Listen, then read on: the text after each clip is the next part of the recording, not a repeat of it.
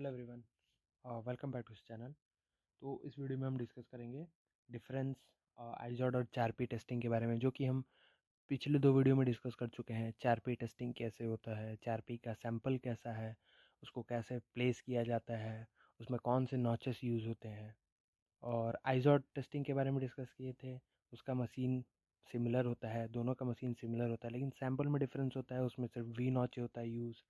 इसमें we, you, की whole notch सारे यूज़ हो सकते हैं। और 4P का जो टेस्टिंग सैंपल रखा जाता है, प्लेस किया जाता है, वो वर्टिकल होता है। और जो आइजॉड, माफ़ कीजिएगा, आइजॉड में वर्टिकल होता है और 4P में वर्टिकल नहीं होता है, हॉरिजॉन्टल प्लेस किया जाता है वाइस में। और जो पॉइंट ऑफ इम्पैक्ट आइजॉड में है, वो पॉइंट ऑफ इम्पैक्ट आपका नॉच में, नॉच के डायरेक्शन में ही होता है। और जो पॉइंट ऑफ इम्पैक्ट 4P में होता है, opposite to the direction of the notch. तो हम की होल नॉच के बारे में डिस्कस नहीं किए थे, तो इस वीडियो में की होल नॉच के बारे में डिस्कस कर देते हैं। ये की होल नॉच होता है की के होल जैसा, जिसमें हम चाबी इंसर्ट करते हैं। इसका जो डीप डेप्थ है, ये 5 mm का होता है। 1 mm कर्वेचर होता है। सेम सैंपल का लेंथ जो होता है 55 10/10, मतलब इसका हाइट 55 mm होगा, मतलब जो कि हम लेंथ बोल सकते हैं। विड्थ और इसका थिकनेस 10 mm का होगा। तो ये है की होल नॉच, जो कि 4P में ही यूज़ होता है, आइजॉड में नहीं। तो हम डिफरेंस के बारे में डिस्कस कर लेते हैं, आइजॉड और 4P के डिफरेंस के बारे में। तो ये है आइजॉड और 4P का डिफरेंस। पहला point, in Izod impact testing method the specimen is placed cantilever type. Cantilever मतलब कि एक तरफ से इसको होल्ड किया जाता है और वर्टिकल पार्ट टॉप वाला होल्ड नहीं किया जाता है। In 4P impact testing method the specimen is placed as simply supported beam. Simply supported beam मतलब सिंपली दो तरफ से उसको सपोर्ट किया जाता है हॉरिजॉन्टली। तो ये है हमारा एक difference. In Izod test the notch is in the direction of strike. जो इम्पैक्ट होता है वो डायरेक्शन ऑफ द नॉच में ही होता है आइजोड में। In 4P test the notch is present in the opposite direction of the striking force. Opposite direction में होता है, जिस तरफ उसका नॉच है उसका अपोजिट डायरेक्शन में इम्पैक्ट फोर्स दिया जाएगा। In Izod only V notch is used. इसमें सिर्फ वी नॉच यूज होता है। In 4P test U, V, keyhole notch is also used. Angle of strike is less, it is 90 degree और less. जो angle of strike होगा ये 90 degree से कम होगा या 90 डिग्री होगा।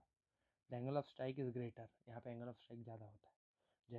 जो एंगल से स्ट्राइक करता है 135, जो कि सिम बेसिक है, 90 से 160 के बीच में। इसमें 90 से 90 कम और यहाँ 90 से 160 के बीच में angle of strike. The working temperature is high. इसमें वर्किंग टेम्परेचर थोड़ा हाई होता है। It's working temperature is low और it need normal atmospheric temperature. इसमें नॉर्मल एटमॉस्फेरिक टेम्परेचर भी की यूज़ किया जाता है। और एक चीज़ यहाँ पे मिस किया गया है, जो कि यहाँ पे सैंपल प्लेस्ड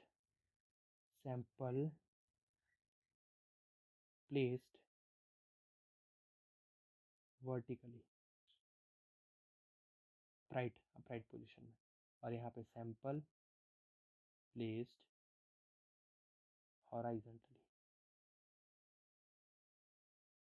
ये डिफरेंस है, जो कि कैंटिलीवर टाइप में बोल दिया गया है। यहाँ पे सिंपली सपोर्टेड बीम, जो दो तरफ से सपोर्ट दिया जाएगा, इसमें नीचे से ही सपोर्ट दिया जाएगा उसका।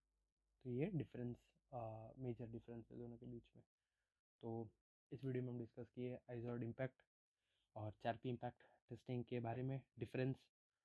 और आई होप कि आपको ये वीडियो समझ में आया हो, जो भी मैंने इसमें डिस्कस किया है।